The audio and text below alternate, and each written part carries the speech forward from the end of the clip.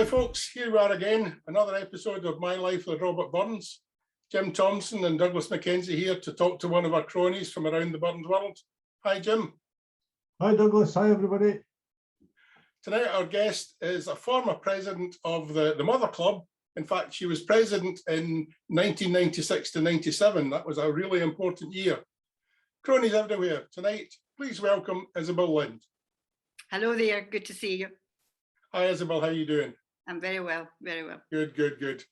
Isabel, if you've watched some of these recordings, you'll know that our first question is the same to everyone.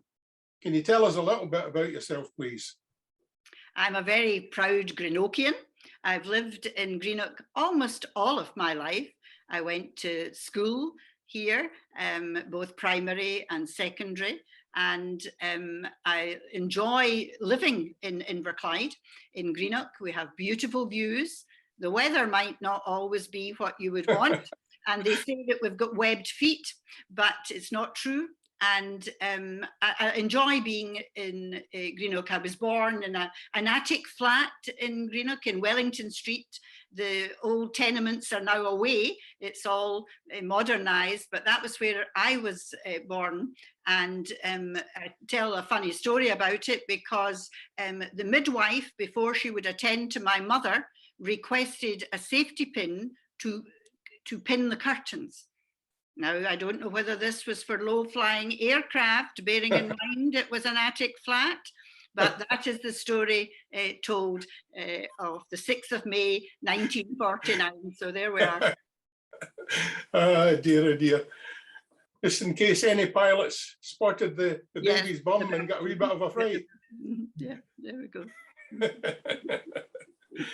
So you went to primary school in Greenock and secondary school too? Yes, both primary and secondary, and they were very important years for me. In the secondary school, it was Greenock High School, and we had inspirational teachers there who introduced me to music.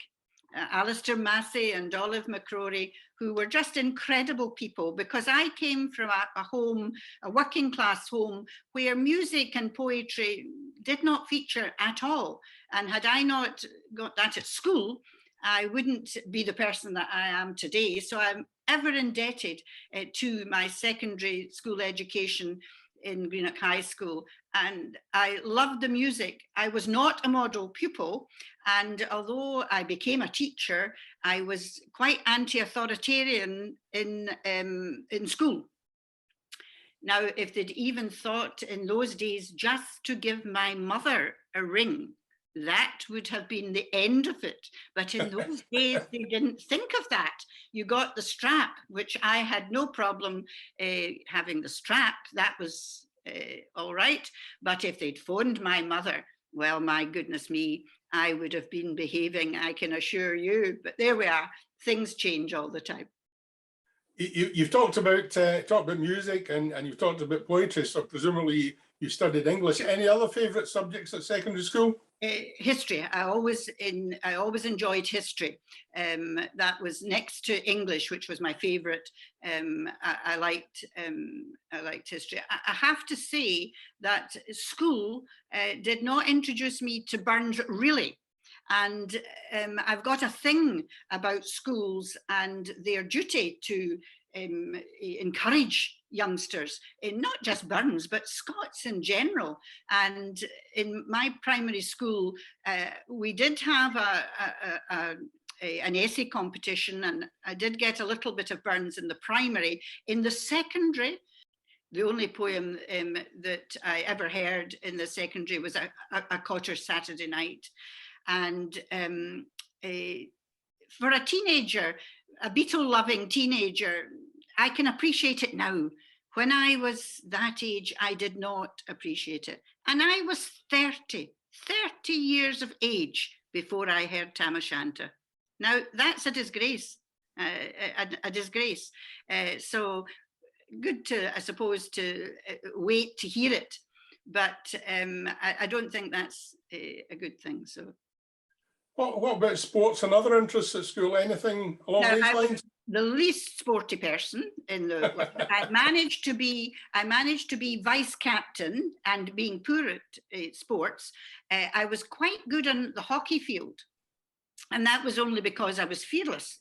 No skill, but I would tackle folk. I remember going to Rothsay, all the way to Rothsay in the ferry, to be beaten at netball 32-0.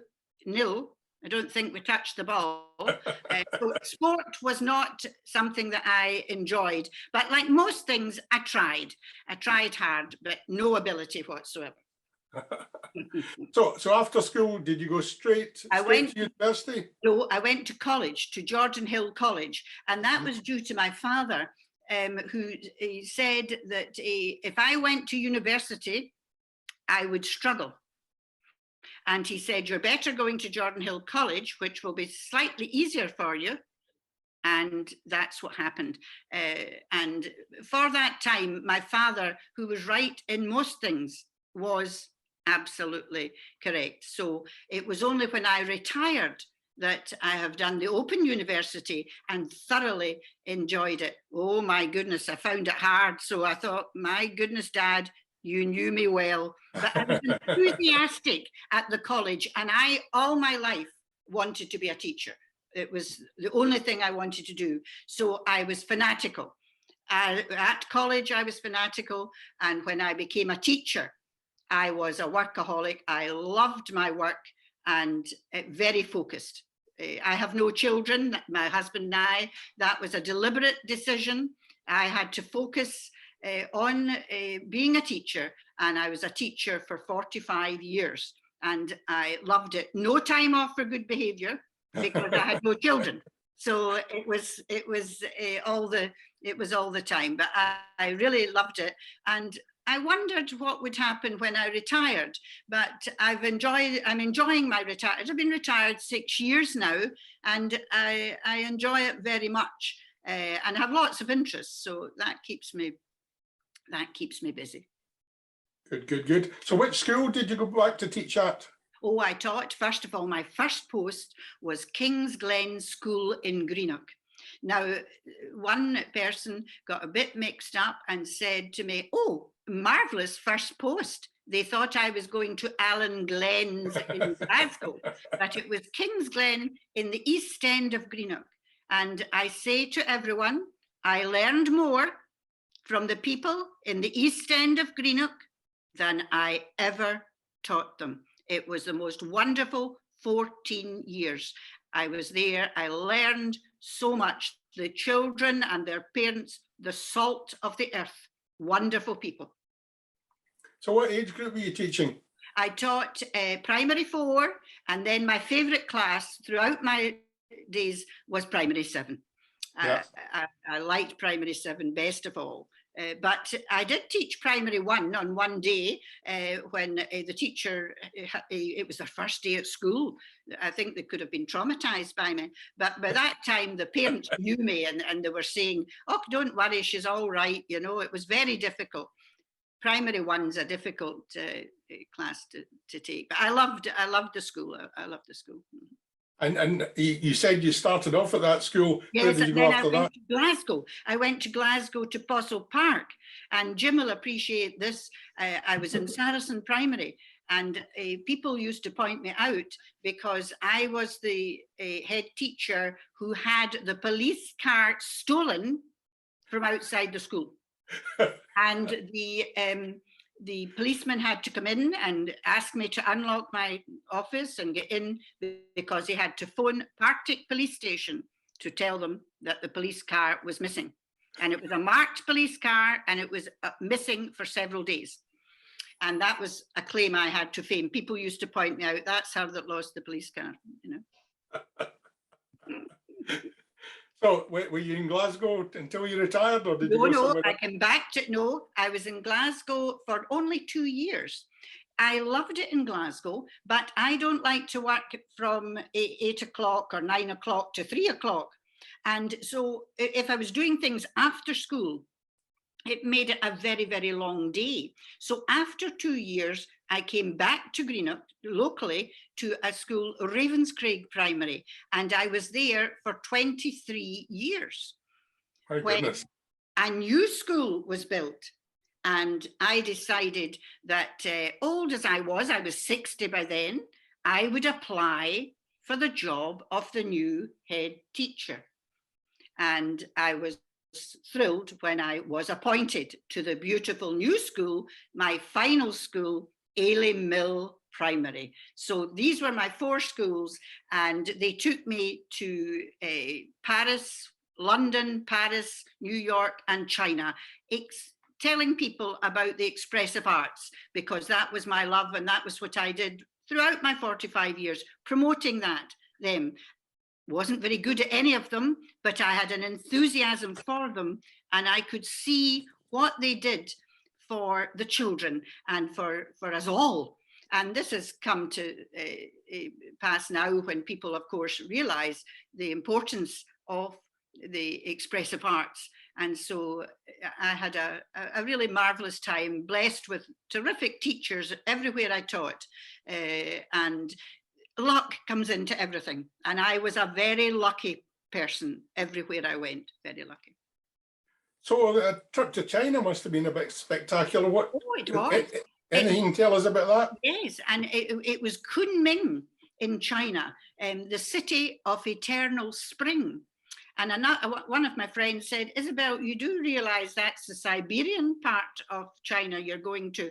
And it was very, very interesting. They weren't commercialized in any way. When I visited that country in 2006, it was 2006, they didn't take credit cards in the shops. There was no McDonald's. They had never heard of health and safety. And it was really quite an experience, but they had the same love for their music and culture as I did for mine. And do you know this? They just loved Burns. And one of the things that I remembered most was standing on the steps of the education offices and the folks joining in, singing Auld Lang Syne, and it was very moving. They loved their culture, and of course I love mine. And it was that sharing, that was why we were there. And it was a wonderful, wonderful experience in China. I was so glad that I went. It was part of a British expedition. There were 4 of us there. Sounds like a fantastic trip. It was. Did you get a chance to be a bit of a tourist while you were there? They didn't like us going off very much on our own. They took us everywhere. And I'm a great shopaholic. And on one occasion, I thought, I'm just going out to the shops. I wasn't away long because there was just something. I thought, they don't want you to be out alone. So get back to your hotel and thing. But they took us lots of places. And like the Glasgow Garden Festival, at that time, there was a tremendous garden festival on in China. And I had recently been to the Botanic Gardens in Edinburgh. And I was so glad I had, because the Edinburgh Botanic Gardens were twinned with China. And if I hadn't been to them in Edinburgh, I would have been so embarrassed. But it was really, it was most interesting to see all the different things. Fantastic. Mm-hmm. You mentioned music a few times. Do you play music? No, I can sing a bit, and I could play the recorder badly. But I just always had a thing, thanks to the music teachers at Greenock High School. I had a very positive approach to music, and was always blessed with staff who much more talented than myself, who could do things. So at all the different schools, we did the most amazing music. When I was at Kingsglen, our children appeared on Fanfare for Young Musicians 4 different times, and we met Julian Lloyd Webber, Thomas Allen, the opera singer, Evelyn Barbaroli. Absolutely incredible. And went to Downing Street.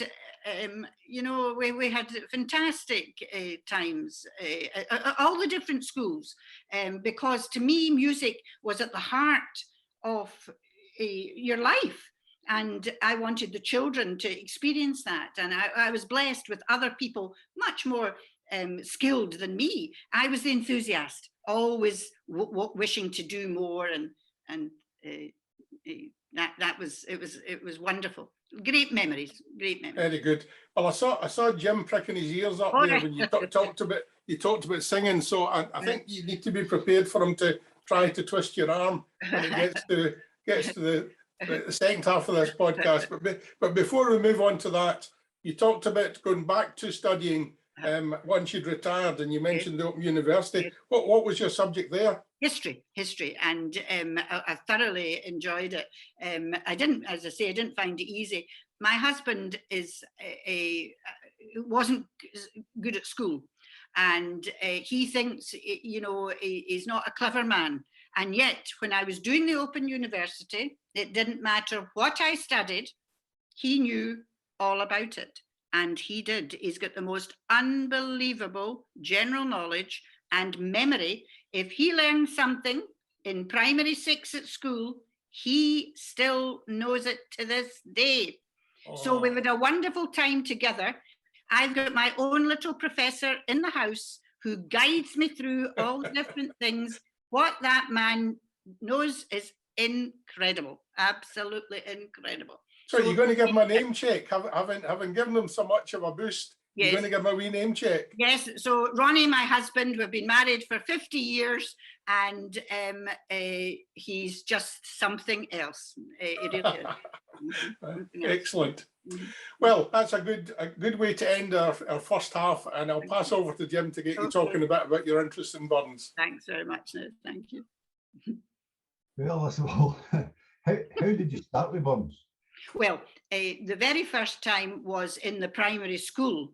We were asked to write an essay on To a Mouse. I don't remember a thing about the essay, but it didn't get first prize, it didn't get second prize, but it got third prize, and I won 5 shillings, right?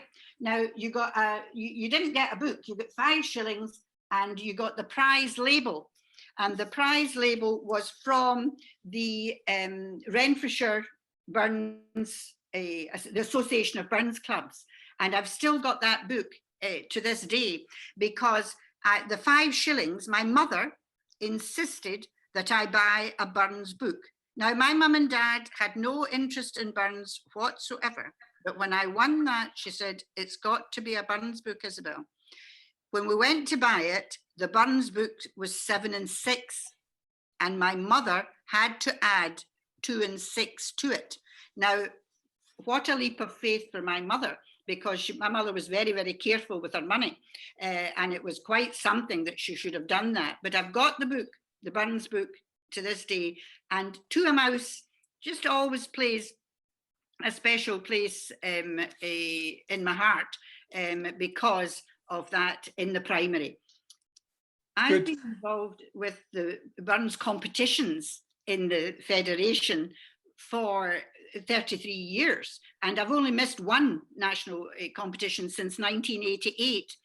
But we really didn't get very much in the primary school. But even that little taster of writing and getting that prize meant that was my introduction to Burns. And then, as I said earlier, in the secondary, we got very little. And although I can admire a Cotter's Saturday Night now, I didn't then. And it was much, much later that in the church they were organising a Burns supper. Now, I had never been at a Burns supper. Again, people are very kind, and 2 friends helped me. Alan and Lorna Morrison helped me. I think I was maybe president of the young women's group at the church, and we were having our first Burns supper, and they helped me. At this stage, my great friend Mabel Irving, who you'll remember, Jim, Mabel Irving, a great thing. She was the bard who was barred from the Greenock Burns Club because she was a woman, and she introduced me to the Greenock Club. I have to tell you that she only invited me to join when I had been elevated to the position of Hede.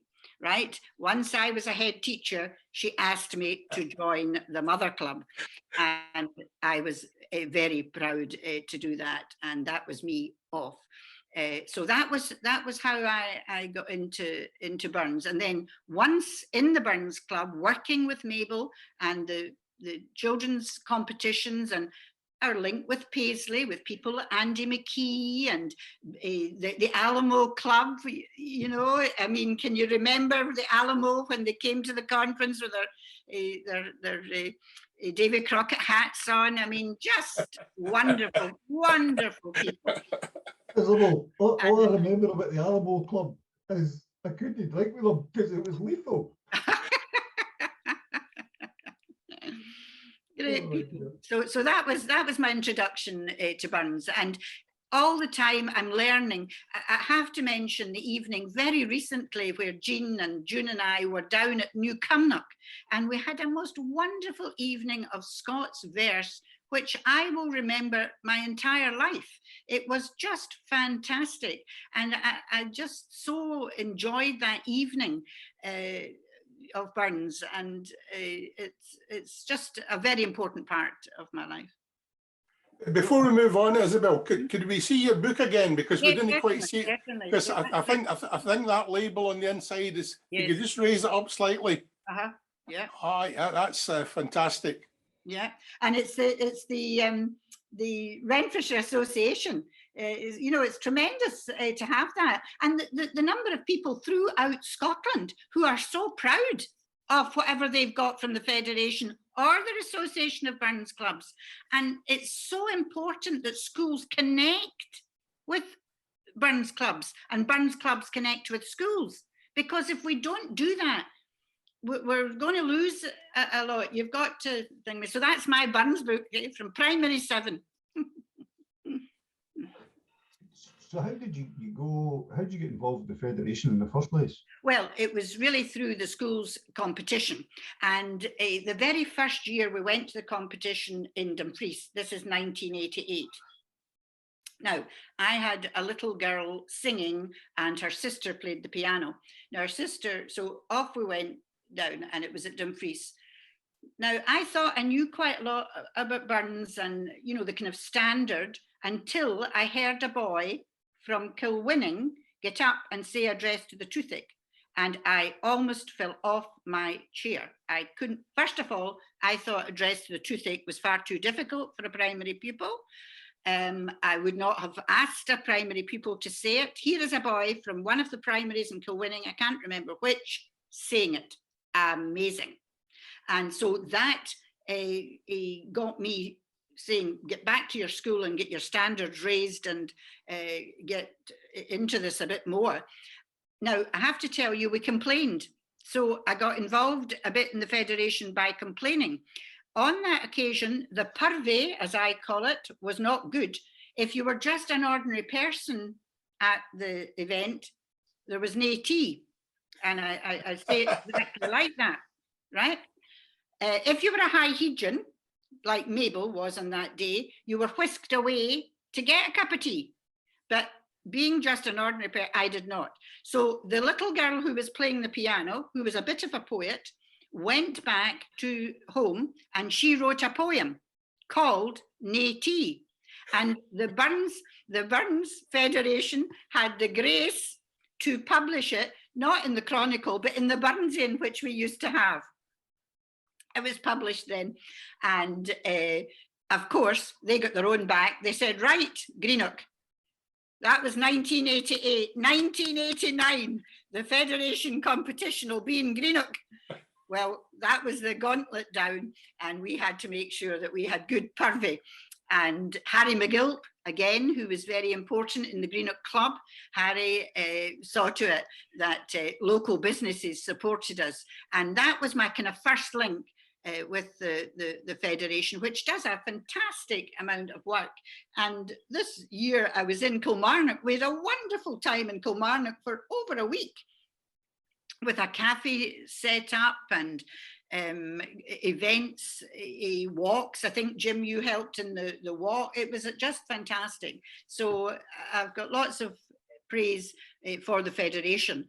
But it was through the schools competition that I really became involved. And that first year when I was president and went to the conference, you see everything at the conference. You know, I enjoy the conference very much, and you're learning again, you're learning and meeting people, and the Burns folk are also friendly, you know, that I enjoy that very much.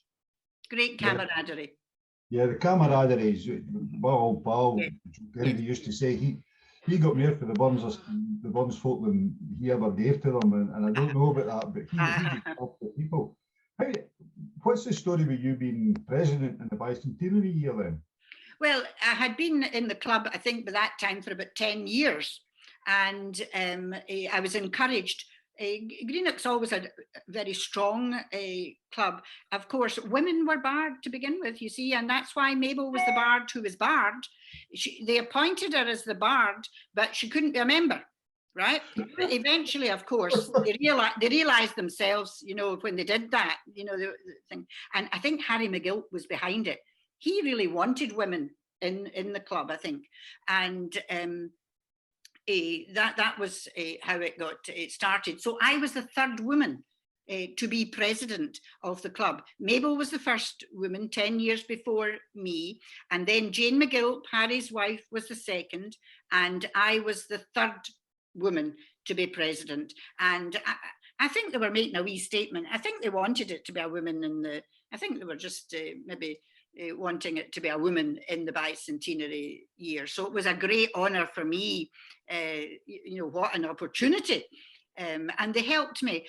People like Alistair Anderson and Douglas Geddes, Jack Glennie, all these people helped me, you know, in preparing to be the president, because it was a big ask, you know, because the Greenock has, you know, a reputation, and you know, and you had to, and when I think back, I'm glad, you know, I think what a cheat you had, actually, because I probably didn't know enough to actually take on the role, but I was enthusiastic, and that took me through. You must have. You mentioned Alistair Anderson there. Yes. Alistair was the first member of the Mother Club that I ever met, and it was purely by coincidence. I was at one of the conferences up at Strathclyde, and I happened to get sitting next to Alistair, only to discover that he was a pal of my dad's, and so we got on quite well together. It was nice. I'd lost touch with him, but I met up with him when he moved down to Alloway and became a member of the Alloway Club. It was Alistair Anderson who introduced me to the idea of the seminar. And so, because he used to go, just as you're saying, up to Glasgow. And so the year I was president, I introduced a seminar, and we had Liam McIlvanney, who was very nervous in those days. He was just a young man, very good looking. And of course, I was thinking, no, that's great, we've got him. Liam McIlvanney, Donny O'Rourke, and Archie, who was a doctor. And those three were our first three speakers at the seminar. And we held it in the college at the waterfront, and it was a great success.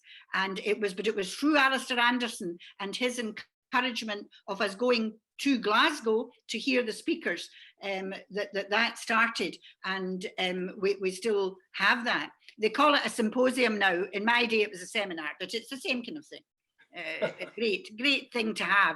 And at the conference this year, you'll know that we had 4 outstanding papers presented. It was just wonderful. So it's lovely to hear that you knew Alistair. He was a great character, Alistair. Yeah, a lovely man. Mm-hmm. He was, and his passing was missed by the Burns. Absolutely. Yeah. When you come to Burns Club does an annual outing, and on our annual outing, which following the trail of Highland Mary, it was Alistair that led us round all the Greenock connections, and we had a great day with him. No, how terrific. And there's such interesting points in Greenock to do with Highland Mary. You know, Greenock's a very interesting place. People don't realise this. It's a fascinating place. Very interesting indeed. Right, so if we can go back to that year in 1996, what did you actually get up to during that year? Well, we did. I opened something at What Everyone Wants. Now that'll take people back. No, don't ask me what it was to do with, but it was to do with Burns. I would need to consult my scrapbooks. I think I had 11 or 12 scrapbooks of all the different things that happened in that year. We had the postage stamps. You'll remember the postage stamps, and they were presented in our little room that we had with another named Bobby Pete, who was a great Burnsian, and he would have so loved our new premises, Bobby Pete. He always wanted Greenock Burns Club to have its own premises, and we just had a little room in the Watt Museum up the stairs, and it was very small, and that's where we have a lovely picture. It's in one of the chronicles, the hard battered book that they had for the bicentenary, is a beautiful picture of Bobby's in it and myself being presented with the stamps from the post office. So that was all very, very good, you know. And I visited, because I wanted to know, I came to Mauchline, because one of my nieces, I have 3 nieces who are like daughters to me, and Emma, her boyfriend lived in Mauchline, and we came to Mauchline to look in the churchyard, all the different bits, and we went to Failford, and you know, all of these things, and I went with my mother to Irvine. So for that year, I steeped myself in Burns and involved the children in the school as well. You know, I think we always had a Burns supper with the children where no adult spoke. Right, no adult spoke. The children did everything. They were in the chair. They did absolutely everything. Quite incredible. And it started before 96, but that was an important year for that. And then Mabel would visit the school. I've got a lovely story that I must tell you about Mabel coming to the school.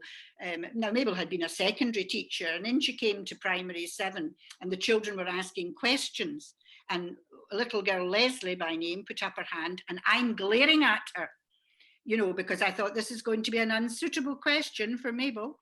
And there she said, Miss Irving, if you had been alive at the time of Burns, would you have fancied him? Right? I am glaring like a mad thing at her, right? But of course, I should have realized that Mabel just took it in her stride. Oh yes, she said, I would have fancied him. But then she paused. But I would not have gone with him, she said. Brilliant. And I've met that little girl since. In fact, she visited the Burns room because we opened on a Saturday. And one Saturday, and she came, and I reminded her of the story. And she said, oh, she could remember asking the question. So that was a busy time in the year of being president. It was busy. You managed Dumfries, I take it? Oh yeah, I was in Dumfries for the whole week. My mum and I stayed in a hotel from the one Monday to the next Monday, and Jean Abdul Rahim, she took us down and came back for us, and we were there for the entire week, so we did not miss one thing. We were at the seminars, the children's concert on the Monday night, where a primary 7 boy and girl recited Tam O'Shanter between them. 2 children, a boy and a girl. If I hadn't heard it I wouldn't have believed it. But on that Monday night, the children's concert, that happened, and there was something on every night. It was the most wonderful week. The Brow Well. Now, the Brow Well was special to me because my granny lived down in the Borders in a place, Powfoot. And on a Sunday, my brother and I were taken out a run in the car to the Brow Well. Now, no mention was ever made of Burns. Callum and I had no idea whatsoever what we were doing at the Brow Well. And then we went on into Glen Capel, whereupon we got an ice cream. So we understood that, right? But when in 1996 we're at the Brow Well, and it was Murdo Morrison and Betty Haining who were there, and of course the Brow Well had been all done up. It was not the way it had been before when we went out. Was totally memorable. Totally the service at the Brow Well on that year. I think it was the Wednesday night. I can't just remember, but incredible, incredible. Did you take And part? I'm guessing you visited the Globe while you were Oh there yes, during your week. oh yes, oh yeah. And I took the children. We always used to go educational excursions, and mostly we went to Ayr. But on one year, I said we're going to Dumfries. It wasn't. I don't think it was the bicentenary year, but we went to the Globe and had our tea. And it was Chano Rebecca, who's a local publican, but is a councillor, and he arranged it for us. And we went to the Globe, and the children had their tea in the Globe Inn, and they sat in the chair and had to say a bit of poetry and whatnot, and fantastic thing. We went to Ellisland, and it was one of the most terrific trips. Of course, it was a long day. We were away from, I think, 8 o'clock in the morning to 8 o'clock at night to make it worthwhile, but very, very important, very good. I was just wondering, were you in the parade down at Dumfries? Oh yes, and the parade.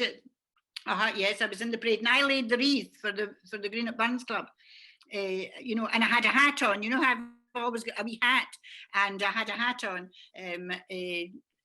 that day, that was very moving. You know, the parade and going to the mausoleum. I mean, I found that very moving. There was quite a number from the Greenock Club down. You know, I wasn't alone, but it was. I carried the wreath and put the wreath in. Oh, it was totally memorable. You know, it really was. You know. Yeah, it was a great day. You certainly get about as well, because I was quite pleased that when you were at Newcomnock a week past on Friday, that you corrected people that the Greenock Burns Club had actually made a trip to Newcomnock. That's right. That's right. we had a great day. That was a great day out. You know, and we visited the little cairn. We went to the cairn. You know, it was terrific. Cumnock, and you see, we used to stop at New Cumnock for the chip shop when we were going to my granny's at Powfoot. The stop, if it was an evening trip down to my granny's, we used to stop at New Cumnock. There was a rare chip shop in New Cumnock that we used to have chips that would be, and maybe mum and dad had a fish supper, but we weren't allowed that, you know, it would just be chips we would get. But very interesting. Again, New Cumnock and Cumnock have got a lot of history. The bum stuff there, I mean, I was there with you that day, yeah, so that's right. all about it, and a thoroughly good audience as well, because when I'm waffling on about Burns in Greek, most people just ignore me, you know, but Parnassus Hill. Yeah, fantastic. Yeah, I found that very, very interesting, very interesting indeed.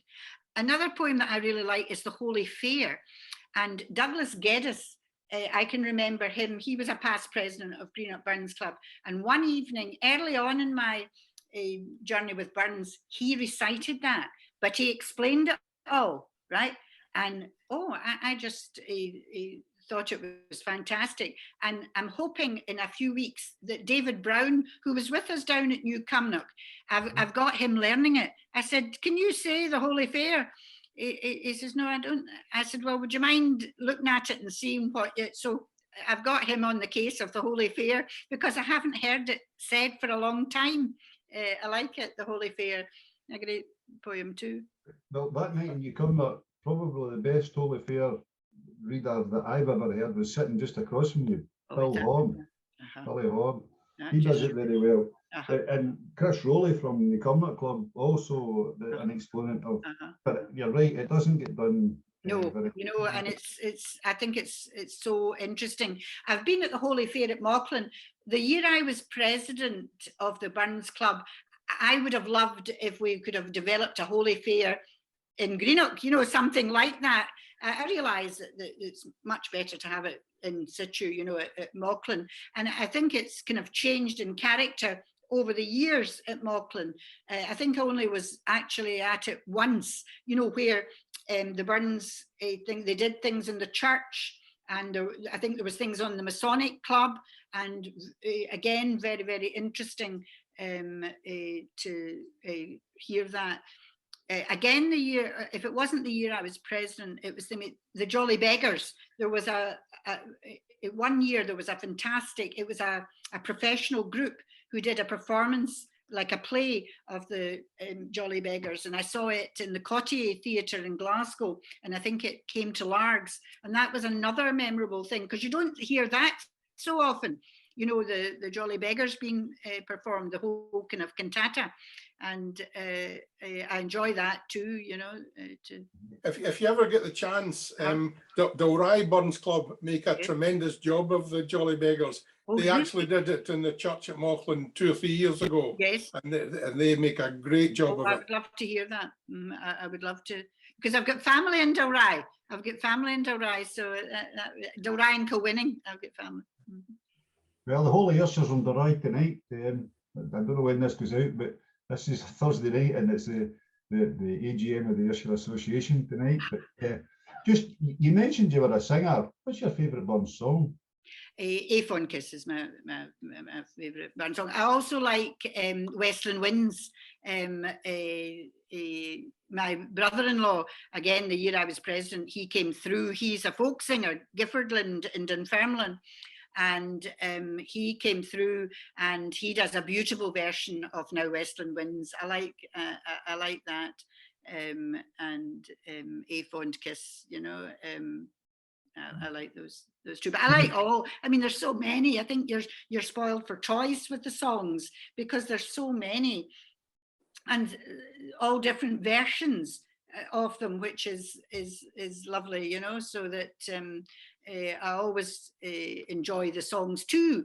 But that's the genius of Burns, I think, is, I mean, not only was it the poetry, not only was it the songs. When I was president, my mother bought me the letters of Burns. And what I probably admire most of all about Burns is the fact that he was truly bilingual. You know, he had that facility in Scots, but he had a fantastic facility in English. And I used to try and explain this to the children at school, that it was good to be bilingual, you know, to be able to speak English and to know your English, but to also have that facility in Scots. And if you don't practice the Scots, you know, you have to practice it.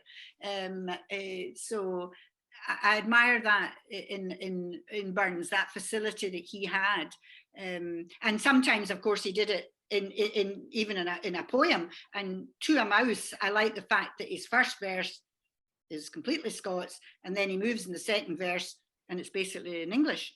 And I think that's a tremendous skill that he had, and I like that, that he could do that, you know, that he had that facility, but yet stuck to the fact that he wanted to write in Scots, when people were saying, you know, if you wrote in English, you would make more money, and, you know, and I think the fact that he stuck to it. If we hadn't had Burns, to me, the Scots language, well, it would be much more difficult to have it as much as we have today, because the Burns clubs all play their part in that by promoting not just Burns, but other Scots writers and poets. And so the language, we are blessed with 3 languages, with English, Scots and Gaelic. And we should never lose sight of that. But some people, it's hard to convince that Scots a language. You know, they seem to think it's not a true language. I usually take my dictionary, my Scots dictionary with me when I'm giving any talks, and I hold it up. Here's my Scots dictionary. This is my New Testament in Scots. You know, here is my Burns book, you know. So Abraham Lincoln says that Burns's memory will consist of the fact he's a man who saved a language. So obviously, do you know that you'll know that his wife visited Greenock? Yes, I do know that, because I've been told by everybody in the Mother Club. Exactly. But I wrote, he didn't reply, but when I wanted Obama to come and visit Greenock, because he was an admirer, and I was very keen that he would have come to, he didn't reply and didn't come, but the local paper covered a wee story about it, you know, where it would have been good if he had come to Greenock, to the Mother Club, thing, because we have that on our, we're very proud of the fact that she came, you know, after he had passed away, that she came, you know, Greenock's, as I say, very interesting. And Jim's fascinated with the connection with the States, to the extent that he loaned me this book that he'd been studying, so he knows quite a bit about it. Tremendous. Absolutely. What I mean, fantastic that Abraham Lincoln and Bob Dylan's another person totally inspired by Burns. Bob Dylan, no, I'm so glad that now yesterday I was giving a talk yesterday on the Scots language, and a woman came up at the end and she said, I really wasn't looking forward to it. She said, I thought the Scots language, for goodness sake. She said, I'm away home to get out my Burns book. I said, well, that's very good. She had enjoyed hearing about the Scots, because I was saying to them, share the Scots language with your children and your grandchildren, because if you don't, it'll die out. And, you know, folk will not use it. So I was very pleased. It was worth the trip over to Beath for that one woman who said, so I hope she did go home and look at her Burns book. And I told her about the things that you have on YouTube. I said, because I said, sometimes if you've not heard the poem said, it's difficult. I said, so go on and listen to some of the folk reciting it, and then you can read it for yourself. And it's much easier once you've heard it. You know, if you've never heard it said aloud, it's more difficult. Isabel, we're coming quite close to the end of our time. Yes. And I'm just thinking there's a question that I want to ask you, but it's really just to buy time for Jim to summon up the right words to persuade you to give us a song. Oh no, I'm definitely not singing, I can tell you that. I could sing a nursery rhyme in Scots. I'll do that for you. Oh, that'd be brilliant. But while Jim's getting to this, the words together to persuade you, tell us a bit about the painting behind you. It looks fascinating. Yes, now my father gave me that. The Burns thing, my father gave me that. My father kind of collected old things. He liked old things and antiques. And he gave me that, along with a beautiful, I've got a lovely little book with a tiny Burns book inside it, gold and a gold chain. And these two things my father gave. So I particularly put it in place. And I'm so thrilled that you've noticed it. Can you move maybe a wee bit to the side so that we can see it more clearly? Oh, fantastic. It's good, isn't it? Yeah, it really is. The wee ones are a thing that children have made me at different times. You know that you know, because the children, you know, realised at the school they got third-degree burns with me. You know, if ever I was in the class, I would be telling them about burns and making sure that they knew that Greenock was the oldest club and all of that, you know. And we would go up. We used to go up to Highland Mary, up the cemetery, to see the grave and hear all about that. And Mabel would meet us, and you know. So there we are. So that's lovely. Now that's lovely that you've think. That's meant a lot to me that you've think with it, because my dad gave me it. I probably asked him for it, you know. and what about the landscape? Where's that of?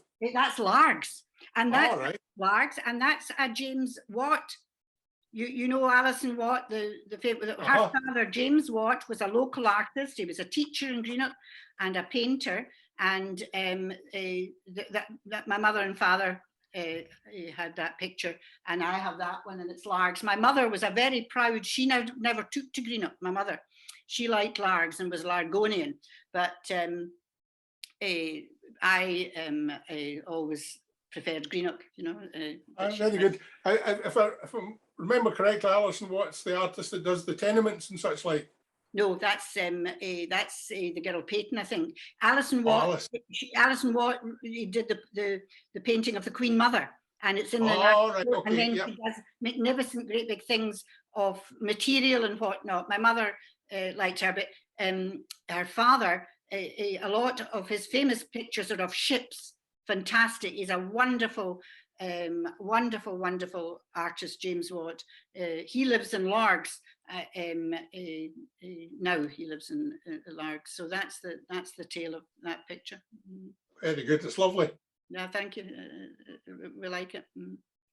Isabel, Hello there. I've got one wee request for you, but before we get to there, and you're very enthusiastic, and your attitude towards education is wonderful. And my understanding of it is that you've been recognised for that. Is that correct? Yes, in 2006, I got the OBE for my services to education. Well done. And then in 2013, I got a Lifetime Achievement Award, which was very special because my staff at the new school, they sent my name in and entered me, and I won the Scottish prize. And then I had to go to London and I won the prize overall in Britain. And I was quite overwhelmed, as you can imagine. And my husband, who has supported me all of my career, you know, never saying you're too long at your work, because I was a workaholic, was with me on both occasions, which was so nice. Well, as somebody who had a helping hand in building that school that you're so proud of and doing it, the new one, I worked for the company that built it, and spent some time up there, I can tell you. Aye. I need to ask a wee favour. You've said you're a singer. We need to hear something in song. I'm not really very thing. I'll sing the wee nursery rhyme if that's all right. Go ahead, go for it. It's Scottish, isn't it? Skimmer, douce star, it fair lays me for wit ye or. Hika boon the world sae bricht, laws and lick up by the lift. Skimmer, skimmer, douce star, it fair lays me for wit ye or. Good Scots. Excellent. A lovely wee song. I've never heard that one. Twinkle, twinkle, it's supposed to be. Yeah, Good Scots. Oh, that's brilliant. Good in Scots. Very good. Oh dear. You're Well, a charmer. Isabel, that's been fantastic. We've really enjoyed talking to you, and really just leaves us to say on behalf of Jim and myself, thank you very much for your time and telling us about your life with Robert Burns. Thank you. My pleasure. Bye-bye now.